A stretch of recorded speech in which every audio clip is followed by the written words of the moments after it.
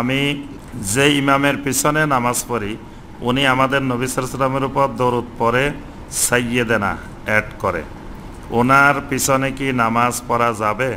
Kindly একটু জানাবেন। জি, এই প্রশ্ন আপনার একা না, এই প্রশ্ন শত শত ভাইয়ের, যে দরুদ পড়তে গিয়ে সাইয়্যিদানা অ্যাড করে পড়েন। এই ব্যাপারে ওলামায়ে মাদিনার ফতোয়া হলো শেখ সালেহ বিন আল উসাইমিন রাহিমাহুল্লাহ, শেখ বিন বাজ রাহিমাহুল্লাহ, ওনাদের ফতোয়া হলো নবী সাল্লাল্লাহু আলাইহি সাল্লাম সাইয়্যিদ, এটা সহি। কারণ নবী সাল্লাল্লাহু আলাইহি সাল্লাম বলেছেন আনা সাইয়্যিদ, আমি সাইয়্যিদ। তো এই জন্য নবী সাল্লাল্লাহু আলাইহি সাল্লামকে সাইয়্যিদানা বলা এটা জায়েজ। তবে এই সাইয়্যিদানা বলতে হবে যখন সলাতের বাহিরে আমি দরুদ পড়ব, তখন সেখানে সাইয়্যিদানা যোগ করলে কোনো গুনাহ হবে না। কিন্তু সলাতের ভিতরে যখন দরুদ পড়ব তখন নবী সাল্লাল্লাহু আলাইহি ওয়াসাল্লাম এবং সাহাবায়ে কেরাম যেভাবে পড়েছেন একটা শব্দ বাড়ানো যাবে না, কমানো যাবে না।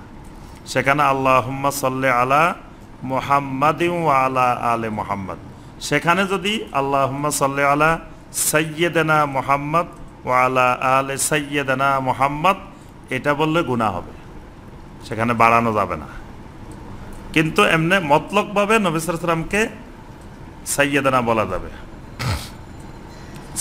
সাইয়্যিদুল মুরসালিন, সাইয়্যিদুন নাবিয়্যিন, এইরকম পরিভাষাও নবী সাল্লাল্লাহু আলাইহি ওয়াসাল্লামের ক্ষেত্রে ব্যবহার করা যাবে।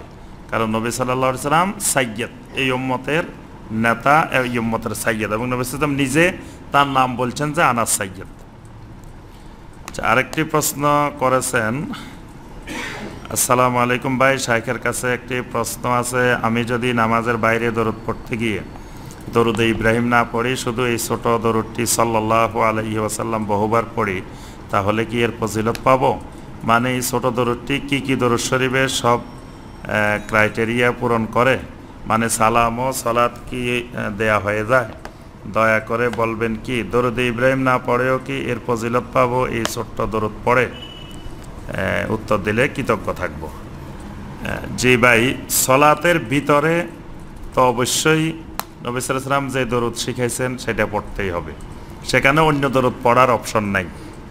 সলাতের বাহিরে নবী সাল্লাল্লাহু আলাইহি ওয়াসাল্লাম যে দরুদগুলো শিখিয়েছেন সেগুলো পড়া যাবে। এর সাথে সংক্ষিপ্ত করে এই সাল্লাল্লাহু আলাইহি ওয়াসাল্লাম, এটাও সাহাবায়ে কেরাম সালফে সালেহিন যুগে যুগে দরুদের সংক্ষিপ্ত রূপ হিসাবে এটিকে ব্যবহার করেছেন। এটি যুগে যুগে সালফে সালেহিন মুহাদ্দিসিন সবাই ব্যবহার করেছেন। এজন্য হাদিসের কিতাবে যতগুলো হাদিস আছে, লক্ষ লক্ষ হাদিস, প্রত্যেক হাদিসের মধ্যে আছে ক্বালা রাসূলুল্লাহ সাল্লাল্লাহু আলাইহি ওয়াসাল্লাম আনিন নবিয়্যি সাল্লাল্লাহু আলাইহি ওয়াসাল্লাম। এই সাল্লাল্লাহু আলাইহি ওয়াসাল্লাম এই দরুদের পরিভাষাটা একেবারে সাহাবায়ে কেরাম থেকেই আসছে। এজন্য সাল্লাল্লাহু আলাইহি ওয়াসাল্লাম বললে দরুদও হবে, সালামও হবে।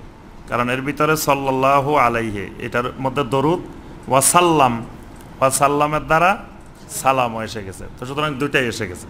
এখন ভাই জানতে চেয়েছেন যে এখানে হাদিসে বলা হয়েছে যে কেউ একবার দরুদ পড়লে তার 10টা গুনাহ মাফ হয়, 10টা রহমত বর্ষণ হয়, 10টা মর্যাদা বৃদ্ধি হয়। এই যে কথাগুলো আসছে এগুলো এই ক্ষেত্রে পাবেন কিনা? তো এগুলো সব দরুদের ক্ষেত্রেই আমভাবেই প্রযোজ্য। তবে আপনি যত লম্বাটা পড়বেন ফজিলত তত বেশি পাইবেন। কারণ এটা তো স্বাভাবিক আকলেই বলে, ছোটটা পড়ি তো বড়টার ফজিলত পাওয়া যাবে না। এজন্য বড়টা পড়লে ফজিলত বেশি পাওয়া যাবে। তবে ন্যূনতম সাল্লাল্লাহু আলাইহি ওয়াসাল্লাম এটা পড়লেও ন্যূনতম ফজিলত পাওয়া যাবে ইনশাআল্লাহ।